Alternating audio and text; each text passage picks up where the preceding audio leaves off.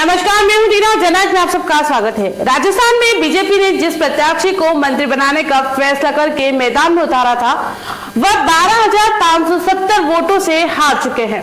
राजस्थान के श्रीगंगानगर जिले की करणपुर विधानसभा सीट के नतीजे का ऐलान हो चुका है, जिसमें कांग्रेस प्रत्याशी रूपेंद्र सिंह कुन्नर जीत चुके हैं।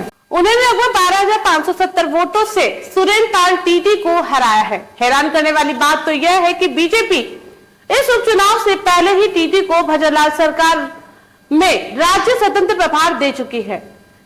इसीलिए चुनाव में बीजेपी का काफी कुछ दांव पर लगा हुआ था, जबकि प्रधानमंत्री स्वयं 2 दिन वहां पर मौजूद थे। उसके बाद भी बीजेपी से खड़े हुए सुरेंद्र पाल टीटी हार गए। अब यह हार बीजेपी के लिए और भजनलाल कैबिनेट के लिए बड़ा झटका है। जबकि राजस्थान की डिप्टी सीएम दिया कुमारी ने टीटी को जिताने के लिए रोड शो भी किया था और सीएम ने सभाएं भी की थी, उसके बावजूद भी बीजेपी अपनी सीट बचाने में कामयाब नहीं हो पाई।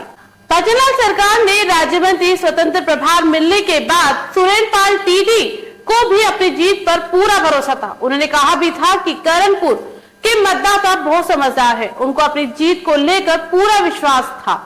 साथ ही मंत्री बनाए जाने पर उन्होंने पार्टी को धन्यवाद भी दिया था, जिसमें उन्होंने कहा था कि पार्टी ने मेरे माध्यम से सिख समाज को सम्मानित किया है। बीजेपी सभी 36 कौम को साथ लेकर चलती है, इसमें हमारा भी समाज शामिल है। बता दें कि पिछले महीने चुनाव प्रचार के बीच कांग्रेस उम्मीदवार और तत्कालीन विधायक गुरमीत सिंह कुंदर के निधन के बाद मतदान स्थगित कर दिया गया था। उसके बाद उपचुनाव की घोषणा हुई थी। कांग्रेस ने कुन्नर के बेटे रूपेंद्र सिंह को इस सीट से मैदान में उतारा था। उसके बाद उपचुनाव की घोषणा हुई थी। सुरेंद्र पाल टीटी ने आज से ठीक 10 दिन पहले 30 दिसंबर को मंत्री पद की शपथ ली थी और उन्हें भजनलाल सरकार ने राज्य मंत्री स्वतंत्र प्रभार सौंपा था। उन्होंने जयपुर स्थित राजभवन में पद और गोपनीयता की शपथ भी ली थी, लेकिन अपने उम्मीदवार की जीत को लेकर कांग्रेस में काफी उत्साह नजर आ रहा है। दरअसल भजनलाल सरकार के मंत्रिमंडल का विस्तार होने के बाद सुरेंद्र पाल टीटी को भजनलाल सरकार ने राज्य मंत्री स्वतंत्र प्रभार का पद सौंपा था।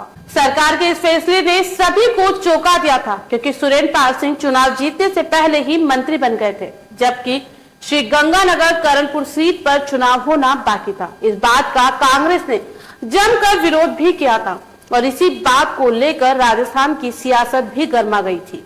कांग्रेस नेता गोविंद सिंह डोटासरा ने कहा था कि भाजपा का अहंकार 7वें आसमान पर है। बीजेपी ने चुनाव आयोग की आदर्श आचार संहिता का उल्लंघन करते हुए सुरेंद्र पाल टीटी को शपथ दिलाई है। हालांकि यह देश का पहला मामला था जब चुनाव लड़ने से पहले ही किसी प्रत्याशी को मंत्री बनाया गया हो। हालांकि अभी लोकसभा चुनाव भी होने वाला है, उसे लेकर कांग्रेस ने भी तैयारी शुरू की है। लेकिन कांग्रेस की जीत के बाद अब यह सवाल खड़ा हो गया है कि क्या बीजेपी लोकसभा चुनाव जीत सकेगी?